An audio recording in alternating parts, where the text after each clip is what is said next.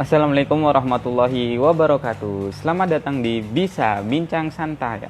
Nah, kita pada kali ini akan membahas mengenai pendidikan di masa corona ini atau masa pandemi ini.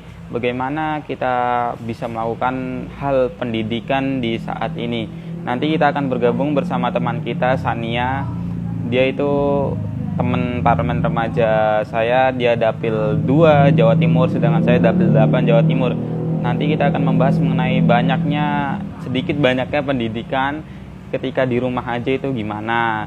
Nanti gimana regulasi-regulasi pemerintah itu nanti saya sampaikan, kita diskusi bersama. Nah, mengenai pendidikan ini sudah disampaikan oleh Kemendikbud atau Menteri Nadiem Makarim. Beliau mengatakan bahwa akan membuka Juni atau Juli. Namun ada pertentangan banyak dari banyak pihak, ya termaksud orang tua daripada murid untuk tidak membuka sekolah pada Juni atau Juli. Dan ini kemungkinan nanti akan dimajukan ke Januari. Dan kita bersama-sama gabas mengenai bagaimana pendidikan di rumah itu, apa yang bisa dilakukan, terus aktivitas apa aja.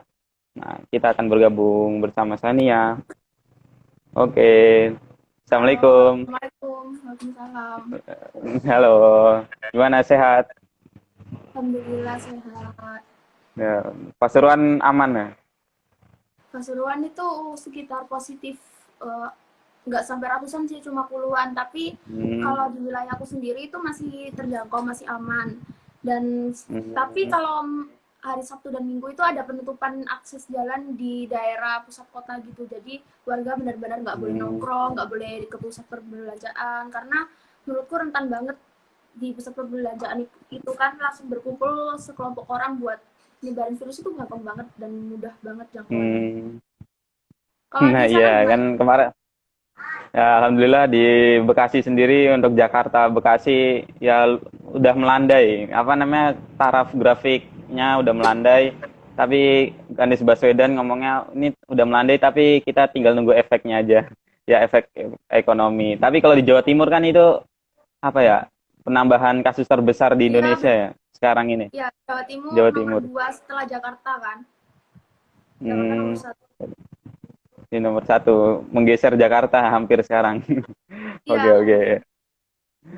Apalagi Surabaya, namanya juga bonek-bonek, bocah nekat. Enggak. Oke, iya ini kita Surabaya akan apalagi membahas. Gimana? Surabaya. Surabaya Malang apalagi kan titik merahnya banyak Hmm, banget di setiap kelurahan dan kecamatan. ya lumayan lah. Kemarin aku di Jombang juga udah kemasukan banyak itu awal-awalnya. Kan kemarin ke Jombang baru ke sini. Nah, ini kita bahas tentang pendidikan ya. Pendidikan apa tadi apa tentang pendidikan di rumah aja lah lebih tepatnya. Karena kalau menunggu regulasi pemerintah itu ya agak semu, kan nggak tahu akan dibukanya Juni atau Juli atau Ya, Januari. Nah, kita akan membahas dari peran kita lah, peran pemuda untuk mengisi pendidikan ini. Jadinya nggak apa ya, nggak terus menerus pendidikan nggak ada di sekolah. Pendidikannya jangan diartikan di sekolah aja gitu ya. Ini iya Mbak benar. Sania ini termasuk apa yang aktif di luar, sampai kemana aja, ke luar negeri itu namanya apa, Isunite ya. Indonesian Student Unite 3 itu membahas hmm, tentang peran pemuda juga sih gitu. Peran pemuda dalam hal apa pemudanya. Di era revolusi 4.0 jadi kita terserah mau ambil bidang di mana, jadi mau bidang di pendidikan boleh, lalu di bidang ekonomi, di bidang lingkungan, yang penting bagaimana peran kita di pemuda, peran kita sebagai pemuda di lingkungan tersebut tergantung aspek yang kita hmm, ambil gitu. Aspek. Nah, ya itu kita kan sekarang ini sekolah kan hanya diartikan dalam ruangan belajar, megang buku, megang pensil kan. Tapi ada orang-orang tertentu lah yang mengartikan pendidikan itu ya nggak begitu aja. Kita juga di luar dimanapun itu bisa dijadikan pendidikan. Termasuk di Benar. rumah nih. Kalau di rumah sendiri Belajar dari gimana? Belajar dari rumah. berdasarkan pengalamanku, kita kan sekarang lagi kelas 12 nih, udah lulus. Nah, mungkin Ya. kita nggak ngerasain rasanya jadi adik kelas yang diberi tugas sama Hmm. gurunya sampai bertumpuk-tumpuk, sampai benar-benar setiap hari itu cuma bisa ngedep buku dan ngerjain tugas. Dan rata yang aku lihat dari saudaraku, dia itu sampai ngerjain tapi gurunya itu nggak ngasih materi gitu loh, materi pembelajaran. Apalagi Hmm. akses internet itu kan nggak sepenuhnya orang itu bisa kayak punya fleksibilitas dalam apa punya Hmm. kuota buat internet, dan nggak semua ekonomi Hmm. orang tuh merata dan bagus kan. Jadi menurutku efektif Iya. nggak efektif itu tergantung orang itu kayak misal mungkin di Hmm. orang-orang yang mempunyai potensi ekonomi yang bagus, mereka dengan mudahnya Hmm. dapat mengakses pendidikan meskipun mereka nggak sekolah, mereka ada dispensasi. Jadi mereka udah terbiasa buat Hmm. apply pendidikan di rumah aja. Sedangkan buat orang-orang yang nggak terbiasa dan orang awam untuk mengapply pendidikan di rumah aja itu emang sulit. Apalagi di sini peran parenting dari orang tua itu sangat terpengaruh gitu. Menurutku sih Slat. Hmm. Oke, oke, ya jadinya apa ya, tergantung kondisi Iya, ekonomi juga kali ya, ekonomi. Tapi ya apa ya, timpang tindihnya di Indonesia kan suruh belajar di rumah tapi paketan nggak ada gitu. Ini iya gimana bener banget. paketannya? Terus kan kalau misalnya mengaca di Malaysia sendiri kan kemarin kan paketan kan sempat digratiskan ya untuk orang-orang di sana kan. Nah, Apa aku lihat berita-berita itu. Jadinya mereka itu ya santai-santai aja di rumah karena udah dijamin semuanya paketan, terus makanan. Tapi di Indonesia ini sendiri ya belum bisa. Makanya itu kalau menurutmu new normal untuk kalau besok misalnya dibuka Juli atau Juni itu gimana? Kalau menurutmu sendiri, efektif apa enggak? kalau menurut aku sendiri itu kurang efektif sih, karena emang pergerakan virus kan nggak bisa kita kontrol. Itu kan ya Hmm. emang virus, itu kan makhluk hidup, dia itu Iya. nggak bisa dikontrol oleh kita. Dan ketika kita mau new normal, sebenarnya aspek pertama itu emang harus ekonomi yang harus diperbaiki, karena pendidikan juga mencakupnya nanti ke ekonomi keluarga. Memang sih Hmm. orang bakal mikir kok nggak dibuka sekolahnya, udah bosen 3 bulan di rumah, ngapain belajar online aja. Tapi kalau kita buka pendidikan di sekitar bulan Juli, itu bakal efeknya bakal parah banget itu loh, karena siswa itu di kelas itu sekitar 36 orang dan Hmm. terjangkit virusnya itu bakal cepet banget. Apalagi siswa kan bisa beli di kantin dan kita nggak tahu itu siapa enggak, kayak gitu sih. Jadi menurutku Hmm. kurang efektif kalau misalnya dibuka bulan Juli. Tapi kita nggak tahu sih Iya. peran pemerintah nanti Hmm. gimana. Apakah nanti ada pergantian kelas? Apakah nanti pelajarnya di apa lo apa kayak diganti kayak Disedikitkan. jam-jamnya, Hmm. jadwal gitu di skat. Jadi itu Hmm. sih. Iya, ya. Nah, itu wacana pemerintah juga mengenai apa pendidikan tadi apa antara ditambah kelas atau disedikitkan muridnya dahulu. Kalau di Iya benar. pesantren sendiri, kalau kemarin itu di pesantren sendiri itu ada regulasi untuk pesantren yang mau buka lagi itu harus 3 kali lebih besar wilayahnya daripada kemarin. Dan ini nggak bisa, nggak ada yang berani, nggak ada yang berani. Makanya itu ya udah akhirnya nunggu pemerintah beraninya gimana. Soalnya Ya, new normal ini mendadak gitu, mendadak. pesantren kan So, hmm, basis asrama kan, jadi iya, buat iya. buat protokol kesehatannya juga susah buat menjangkau seluruh siswa kayak gitu, Hmm. Nah, ribuan kan. sama nah, sama kayak ini apa kayak kelas tadi. Kelas tadi kan hanya 36. Ya, Misalnya regulasi 3 kali lebih besar berarti kan harus dikurangi apa dibagi tiga kan, dibagi 3 kelas. Nah, itu ada yang sanggup, ada yang enggak. Nah, makanya itu pemerintah ya bingung juga dalam menentukan ini. Kemarin Mendikbud Nadiem Makarim juga mau bingung apa mau buka besok tapi di demo sama ini emak-emak yang wali kelasnya, wali murid. Nah, ini kalau misalnya Januari nih masih 6 bulan lagi ya. Gimana kalau ya, misalnya apa di rumah ini bisanya ngapain sih untuk menunjang pendidikan kan? Tadi kan dikatakan bahwasanya pendidikan bukan hanya belajar di kelas, hanya buku, pensil, pulpen. Nah, kalau itu gimana menurut Mbak Sania? kalau belajar di rumah sendiri itu kita sekarang sudah tersedia berbagai platform kan. Kita udah mengenal berbagai platform Hmm. online belajar seperti Ruang Guru. Aku bukan promosi ya, tapi ini Iya, iya, dari siap. pengetahuan aku, Ruang Oke, Guru, oke. Zenius, bahkan Hmm. Pahamfi, itu mereka memberikan kayak layanan belajar online gratis, dan menurut itu bakal membantu banget bagi siswa-siswa yang ingin belajar. Dan kalau dari pengalaman pribadiku, aku kan jarang sekolah nih. Nah, jarang sekolah itu Hmm. ibaratnya aku belajar di rumah aja kan, selama aku nggak sekolah ini, karena ada kegiatan lain. Hmm. Nah, dari platform-platform tersebut, aku itu mulai beradaptasi bahwa, oh bisa loh ternyata belajar di rumah, dan di sekolah itu anggap aku cuma ujian gitu. Jadi, itu bisa Hmm. sih menurutku diterapin ke siswa-siswa sekarang, dan kita emang mau nggak mau harus terapin, dan mau nggak mau juga harus beradaptasi dengan uh, Dengan keadaan ini. keadaan. Soalnya iya, soalnya kalau kita nggak beradaptasi ya kita mau gimana lagi, pendidikan akan terus berlanjut. Masa kita telat sih pendidikannya dari negara lain, kan nggak mungkin, apalagi di Indonesia kan masih negara berkembang juga. Jadi Hmm. semaksimal mungkin menurutku kita harus usahakan di ranah pendidikan itu penting buat mempersiapkan generasi muda ke depannya gitu. Nah, ya, kita bisa menyesuaikan diri kali ya untuk saat Iya, ini. Jadi, sendiri. jadinya gimana ya kalau misalnya ada orang ekonominya yang rendah, ya bisa mencari Iya, cara lah gimana apa ada yang temennya punya wifi bisa di iya, ya merapat ya. Ya kayak gitulah iya. bisa apa ya regulasi lain.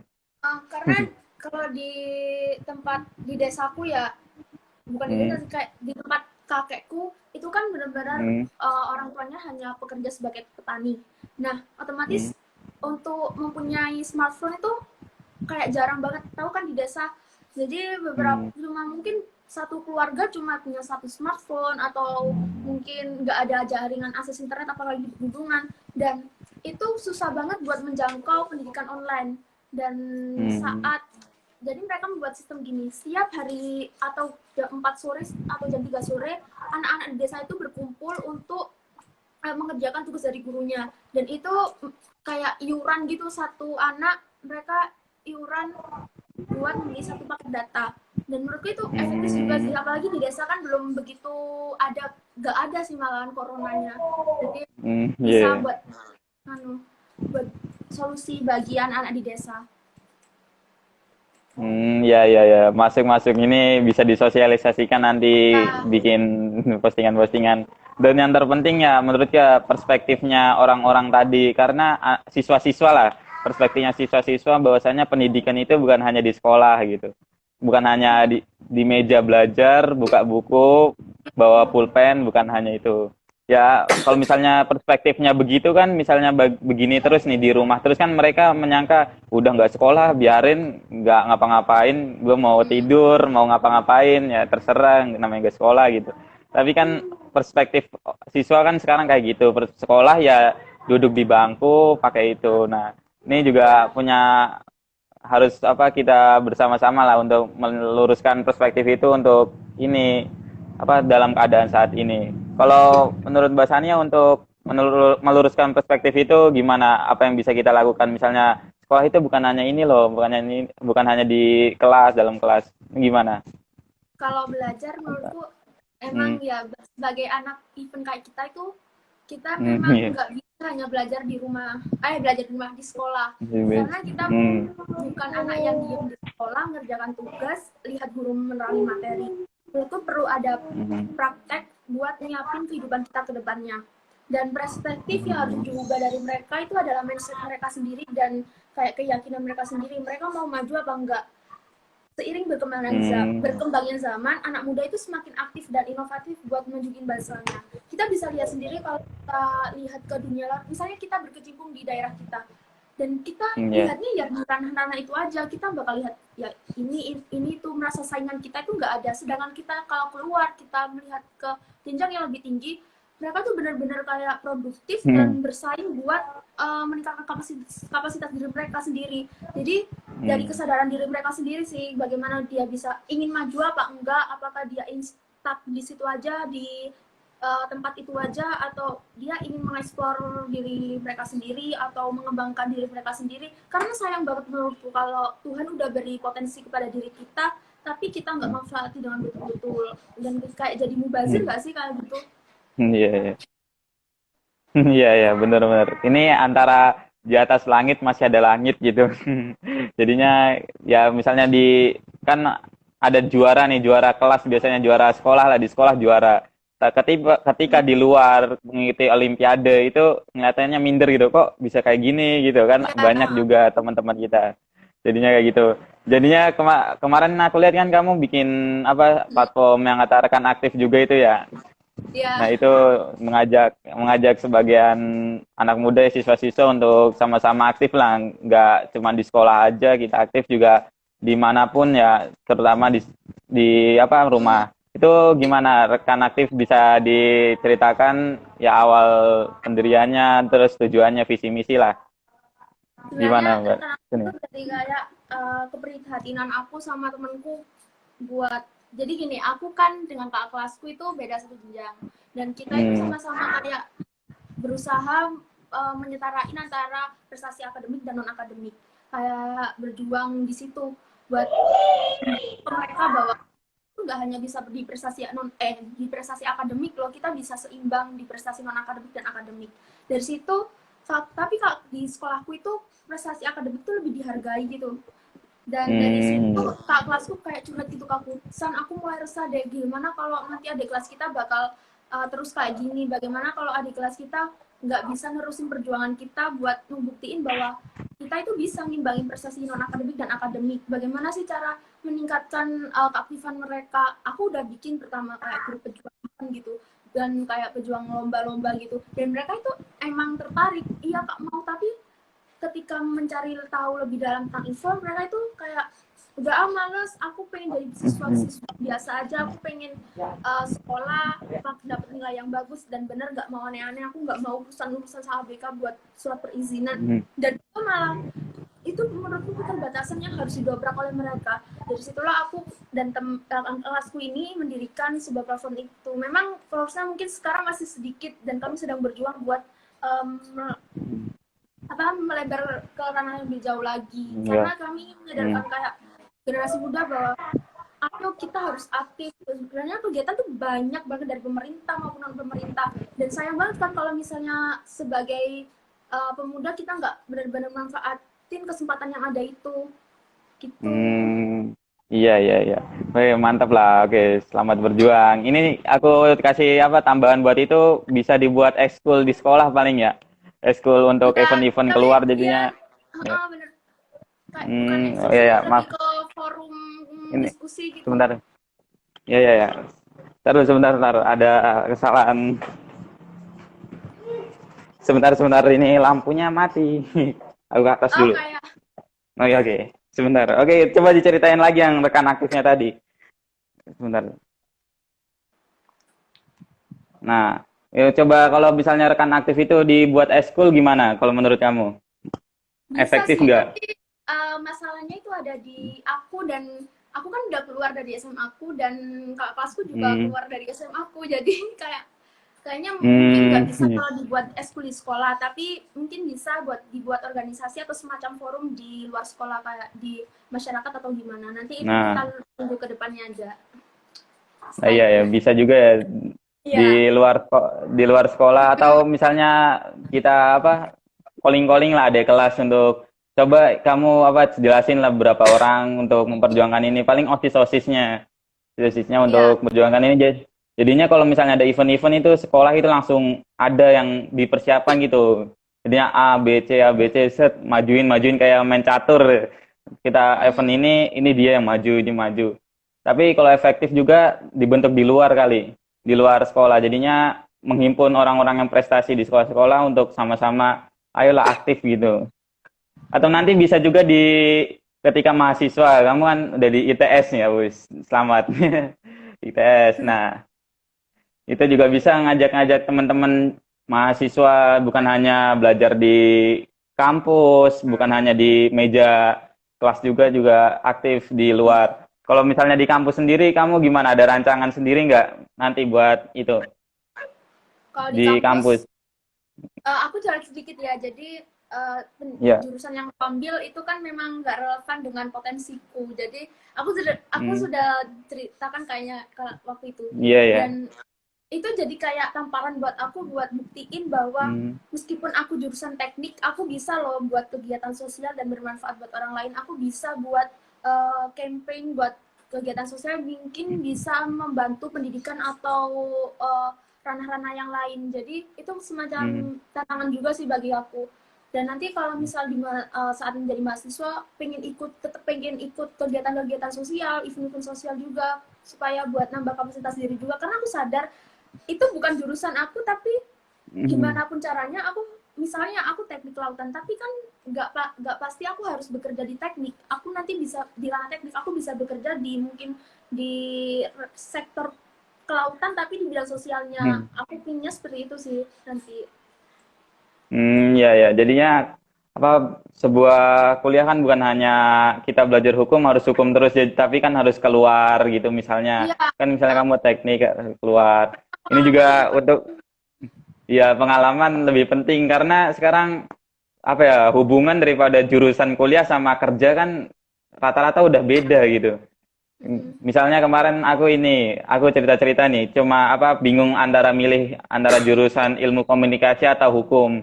Terus kakakku itu bilang kayak gini, udah nggak usah bingung jurusan, yang penting masuk aja dulu. Jadinya dia nyontoin gini, Najwa Shihab kan jurusan hukum, tapi masuknya ke ilmu komunikasi. Satu lagi namanya siapa yang, aduh, satu lagi tuh dia orang ilmu komunikasi tapi masuknya ke hukum. Nah, gitu kan jadinya antara regulasinya juga nggak apa ya, nggak selalu lah, nggak melulu orang hukum jadi hukum, orang komunikasi di komunikasi, jadinya kan kayak gitu. Ya kan kita bisa, yang penting ya pengalaman tadi. Kalau untuk mengasah di dunia kampus kalau sama SMA gimana? Beda nggak? Kalau menurut Apa kamu nanti? gimana gimana? Mengasah apa kemampuan, kan misalnya kan kamu kan SMA nih ikut event ini, kan udah tahu prosedurnya lah. Kalau misalnya nanti kuliah kampus gimana, ada hal-hal yang kamu persiapkan lebih atau gimana kalau dari kamu sendiri? Kalau kuliah aku mungkin aku yang pertama beradaptasi dulu sih sama kampusku. Jadi Hmm. misalnya di COVID-19 ini ya, mungkin nanti Hmm. perkuliahan bakal online. Ospek katanya wacana UGM dan ITS itu online. Dan itu membuat Hmm. kayak tantangan sendiri sih, karena biasanya yang kita lakuin langsung, secara langsung, ospek dibentak-bentak, terus kita disuruh disiplin. Ini akan berubah ke melalui online. Itu gimana aku nggak tahu regulasinya dan sistemnya gimana, tapi itu juga bakal berdampak pada karakter mahasiswanya nanti. Maka dari itu nanti waktu aku jadi mahasiswa, aku pinginnya juga, Hmm. kan kita kalau ospek diajarin disiplin di Hmm. secara langsung loh, kayak bener-bener Iya ya. digembleng. Nah, kalau online kan kita nggak tahu nanti kita benar-benar nerapin kedisiplinan yang diajarin atau gimana, itu tergantung pribadi masing-masing kembali. Nah, di waktu kuliah nanti aku pinginnya yaitu tetap ke campaign sosial dan perjuangin hak perempuan, hak anak, kegiatan sosial kayak gitu-gitu. Meskipun aku teknik dan cewek sendiri. Iya ya. Jadi ada rencana bikin organisasi kampus nggak? Jadinya kan gimana ya, organisasi misalnya Kalau sekarang kan organisasi perempuan atau gimana kalau organisasi kan. kampus sendiri, mungkin itu melihat nanti ke depannya. Rencananya memang ada terkait Hmm. tentang perempuan-perempuan gitu, buat kesetaraan gender atau apa. Dan masuk ranah teknik itu menurutku juga bisa kayak jadi tamparan bahwa kesetaraan gender itu ada, perempuan itu bisa masuk situ. Dan itu Hmm. bisa sih aku bikin organisasi, tapi lihat ke depannya dulu. Soalnya aku juga masih beradaptasi dengan lingkungan nantinya gitu. Oke oke ya, siap. Jadi sekarang ngerancang proposalnya dulu untuk diajukan ke kampus untuk membuat organisasi-organisasi itu. Juga ini juga rekan aktif ini juga misalnya kamu misalnya nanti bisa dimajukan ke kampus itu lebih efektif lagi nanti. Jadinya mengajak mentornya ini kan anak-anak universitas. Nanti yang anggota-anggotanya bisa ngambil dari SMA SMA di Surabaya yang aktif-aktif, kita sama-sama ngadain event, terus buat event-event yang lain, nah gitu. Ya ini juga menambah pengalaman atau pengetahuan sama-sama lah. untuk apa yang bisa kita lakukan nantinya. Karena belajar itu bukan hanya di rumah, bukan hanya di sekolah, maaf, maaf. Belajar Iya, itu bukan hanya benar. di bangku, cuman ngeliat pulpen, ngeliat ini doang. Jadi dimanapun kita bisa belajar gitu. Kemarin itu aku pernah yang pas hari pendidikan, siapa ya, hari pendidikan itu belajar bukan hanya di sekolah, guru bukan hanya guru. Jadinya intinya kan belajar bukan hanya di kelas saja. Jadi guru itu bukan hanya guru yang mengajar di depan kelas. Jadi semua orang itu yang mengajari kita guru. Kalau misalnya ini Sayyidina Ali Karamallahu wajhah itu pernah bilang kayak gini. Orang yang mengajariku satu huruf itu aku sebut sebagai guru. Nah, misalnya satu huruf misalnya kamu ngajarin tadi mengenai ilmu-ilmu itu adalah guru. Jadinya inilah perspektif yang harus diluaskan lagi. Mungkin rekan aktif juga pertama-pertama ini saran aku ya. Rekan aktif ini untuk meluruskan persepsi dulu lah. Gimana caranya itu Iya, benar. sekolah bukan hanya sekolah gitu, guru bukan Iya, hanya guru. Jadinya semua orang itu guru gitu. Udah kan iya. jadinya Ya, enak semua orang eh, kita. kita keluarin rekan aktif di situasi pandemi COVID-19 ini juga ada tujuannya supaya mereka itu sadar bahwa belajar itu nggak cuma di sekolah dan di ruang kelas. Jadi kita bisa Hmm. belajar dari pengalaman orang lain, kita bisa belajar dari platform online, kita bisa belajar dari manapun itu yang menurut kita itu bermanfaat dan mendapatkan ilmu yang nggak kita dapat di sekolah. Menurutku seperti itu sih. Makanya kita keluarin rekan belajar itu waktu situasi pandemi ini. Memang kebetulan atau gimana aku nggak tahu. Memang kayaknya waktunya tepatnya itu di sini, di tengah-tengah COVID-19 Hmm. ini. Tapi kalau untuk event-event sendiri kan misalnya kan event-event kayak parlemen remaja yang pernah kita ikutin, terus event-event lain kan itu kan berhubungan langsung ya, ketemu langsung maksudnya ada hadir di satu tempat langsung. Itu kan sekarang udah Iya, nggak bisa, bisa di kemungkinan iya benar. ditiadakan ya kan. Nah terus itu gimana untuk misi rekan aktif itu untuk kan event-event sekarang kan kan untuk di apa ya bareng-bareng lah. Tapi kan yang online-online masih ada. Tapi kalau itu kurang maksimal. Gimana kalau itu solusinya dari rekan aktif untuk menyikapi hal ini? Event-event OS, ya, Hmm. OSN dan menurutku Hmm. kalau di rekan aktif sendiri memang kan kita awalnya itu buat bagiin lomba dan organisasi. Tapi di Hmm. sini di awal kami akan kayak kayak melurusin perspektif bener yang dikatain Seto tadi. Perspektif dulu. Kenapa sih Hmm. kita harus aktif dan ikut lomba? Karena percuma kita nanti akan membagikan informasi tentang lomba dan kompetisi, tapi mereka itu nggak tahu alasan dibalik mengikuti itu semua. Hmm. Kalau modal hanya ingin ikut mendapat juara atau mendapat piala, menurutku itu udah alasannya sangat klise dan gimana ya, kayak ya udah Hmm. kalau pengen dapat piala aja ya udah beli aja, nggak usah ikut-ikut sesuai ikut event, ikut-ikut Hmm. daftar ataupun gimana. Jadi aku ingin ngurusin itu dulu dan kayak mengubah mindset mereka bahwa belajar itu memang kewajiban kita sebagai pelajar dan belajar, tapi bukan berarti kita hanya stuck di sekolah aja. Itu sih. Nah ya kan perspektif sekarang kan kayak gitu. Jadi susah lah Mm-mm. untuk mengubahnya. Tapi kalau ini sedikit demi sedikit ya bisa untuk merubahnya. Ini kamu nanti, misalkan tadi katanya kan ada kelas online itu jam berapa? Setengah Jam sembilan atau jam berapa? 9, setengah 9, sekitar setengah 9. Setengah sembilan. Oh, berarti sekarang kita, oh ya, perlu diketahui teman-teman ini kita, maaf, kan saatnya ada kelas online, kita hanya 30 menit aja, setengah jam untuk sharing-sharing sementara ini kan sudah cukup tadi kita keluarkan semuanya. Nah, ini kita langsung aja close statement dari Sania gimana untuk pembahasan kali ini dari awal sampai akhir, Menurutku closing statement. uh, di situasi pandemi COVID-19 ini peran pemuda sangat dibutuhkan buat mengontrol bagaimana pendidikan ini akan berjalan. Bukan hanya guru, bukan hanya pemerintah, bukan hanya rekan-rekan pendidikan yang lain, tapi semaksimal mungkin sebagai pemuda kita harus uh, membantu sesama kayak termasuk di ranah pendidikan. Karena di ranah pendidikan itu kayak benar-benar menyiapkan bagaimana nasib bangsa ini ke depannya. Dan kalau yang aku lakuin di rumah, aku kan di sini corona di desaku masih belum begitu uh, apa banyak ya. Jadi di Iya. rumah itu aku ngumpulin anak-anak di sekitarku buat aku ajarin lukis, aku ajarin baca nulis. Dan menurutku itu meskipun aku kasihnya sedikit ilmu, tapi aku merasa bahwa aku butuh untuk melakukan peran itu. Karena mungkin orang tua mereka sangat sibuk kerja atau sibuk melakukan usaha buat menghasilkan uang, apalagi kan cari uang sekarang susah. Dan mereka kurang Iya. ada parenting dari orang tua di rumah.